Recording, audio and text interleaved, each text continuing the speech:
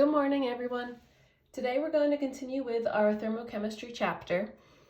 You hopefully saw in our Google Classroom that some notes were posted for you, and in those notes you probably saw a lot of pictures that look like this. And if you haven't seen this yet, I suggest you go to the Google Classroom, read through those notes first, because I want you to understand in more detail really what's happening at each point in this heating curve. This is what we call our heating curve. A lot of the times we'll use it to talk about water, either as we're heating ice going to a gas, or possibly as we have a gas cooling down to form a solid. So take some time to definitely look through those notes that were given to you. In those notes, you're also going to find this little reference sheet that we'll talk about and use as we look at some examples today. It's our heating curve, same curve, but just a little bit more detailed. And also in our PowerPoint, you can find our constants for water. We looked at these yesterday briefly. We're going to use them a little bit more today. And there were also some sample problems for you in the notes as well. But we're going to do some example problems together. They're different than the ones that are in the PowerPoint, but they're still going to help us try and understand what it is that we're going to be asked in some of these questions. So we're going to go ahead and start out with number 1. So for the following 3 problems, we're going to look at number 1 together. We're going to use our constants here, the same constants that are on this reference sheet in your PowerPoint as well. So there are a couple places you can find them. So number 1 asks, how many calories of heat are needed to change 1 gram of ice from -5 degrees Celsius to steam at 100 degrees Celsius? Label your steps on the graph. Okay, so we're trying to figure out essentially how much energy we need in order to change this 1 gram of ice from -5 degrees Celsius. If it's ice, I'm gonna pull this up here real quick. If it's ice, that means that we're at the solid portion of our heating curve. Only the solid phase exists here. So we're going to be starting somewhere, let's maybe estimate here, maybe around here on our heating curve. This is what they said was -5 degrees Celsius. And we want to heat this into steam. So we're going to assume the whole sample is converted to steam at 100 degrees Celsius. So we're going to essentially travel up this heating curve. We're going to have our solid start changing phases. Once we reach our melting point, we'll go from a solid to a liquid here. We'll have our phase change. Then we'll continue up our heating curve where we'll just have a liquid present. And this is going to be our temperature change. And then we'll get to this point here where our liquid is converted to a gas at its boiling point. It becomes steam. So we're essentially going to come to this point here on our heating curve. So if we label that on our heating curve that's provided for us here, I'll say that's 100 degrees Celsius. So we're going to be working with some problems that look similar to what we did in our last class, but the only difference is we're going to do multiple of those small problems within this one problem here. So we're going to be doing a temperature change equation here. If we look at our axis here, on our y-axis, we have our temperature changing. So we're going to be going from -5 degrees Celsius to our melting point, which is 0 degrees Celsius. We're going to travel through this portion of our heating curve and allow our solid to change phase to liquid.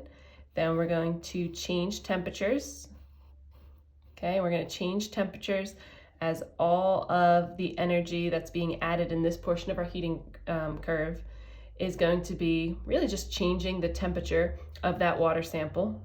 And then we're going to finally end this problem as we get to this point in our heating curve where we see our liquid turn into steam. So if you notice, we kind of made 4 turns in this heating curve. We had 1 here, 2, 3, and then here's our 4th portion of this heating curve graph.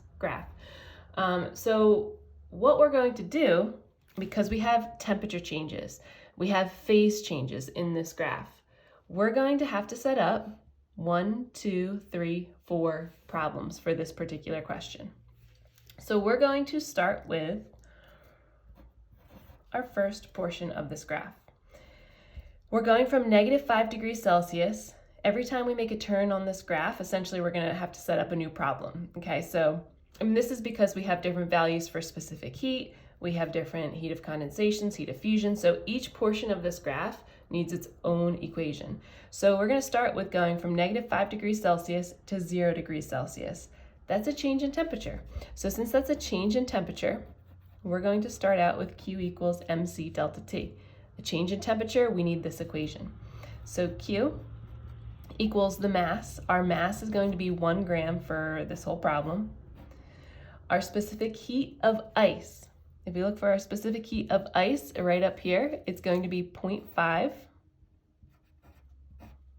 And then our change in temperature, which remember is TF minus TI, is going to be our TF. Since we're starting at -5 degrees Celsius, our TF is going to be when we get to our melting point, which would be 0 degrees Celsius. So it's going to be TF minus TI, which was our initial temperature of -5 degrees Celsius. So if we multiply all that out for that first portion of the graph, we're going to get 2.5. Let's look at the second part of this question. When we're going through our phase change here, okay, if we're going through our phase change, that means that our temperature is not changing. It's plateaued here, so temperature is not changing. We're going to be changing phases from a solid to a liquid. So all of our energy is going to be going towards this phase change, not increasing our temperature. So we're going to have Q equals M times our heat of fusion here. If we plug in our mass, we know that's still 1. Heat of fusion for water, 80 calories per gram. Multiply that out, that's going to give us 80. Okay, we're on to step 3. Now we're at this part where we're increasing temperature again. For increasing temperature, that means we have a change in temperature. So Q equals mc delta T is going to be the equation we use again. And our mass is still going to be 1. Now we're at, let's bring this back up here again, we're at the portion of our graph where it's liquid. So if it's liquid, we need to look for our specific heat of liquid water. Now it's 1. And then our TF and TI, we're starting from 0 degrees Celsius, so that's going to be TI, and we're going to 100 degrees Celsius. That is our TF. So we'll go from 100 minus 0, and if we solve this, we should be left with just 100. Okay, last portion here, we're going to go through one more phase change where we're going from a liquid to a gas. I'm running out of space here, so I'm going to write this right over here. I think I'll have enough space. So our fourth step, we don't have a temperature change. We're going to be using our phase change equation. So we're going to have M times our heat of vaporization. So we're going from a liquid to a gas. We'll use our heat of vaporization. So our mass is still 1, and heat of vaporization is 540. So if we multiply that out, it's going to leave us with 540. Okay, now all we have left to do is add up all of these separate answers here to figure out what is the total energy that was put into this sample in order to get it from our solid ice to steam. So if we add all that up, 2.5 plus 80 plus 100 plus 540, we should be left with 722.5, and we'll just go off of the sig figs that were given in our question. Since our least amount is 3, we can round this to just 3 sig figs. So our final answer would be 723 calories. All right, so go ahead and I want you to try out at least numbers 2 and 3. Number 4 and 5 are more challenge questions. I don't want to say they're, super difficult. The only difference is you won't be working with the constants of water. So they are going to give you your heat of fusion for magnesium in this case, or they will give you your boiling point, your heat of condensation for bismuth in this question. On a test or on a quiz and Google Form, Learning Check, all those things, we're probably in this class just going to stick with water examples, but it's not a bad idea to try these out. When the answer key is posted, I will still be giving you all the answers to that, so feel free to try those out. It's great practice, and let me know if you have any questions. Great job.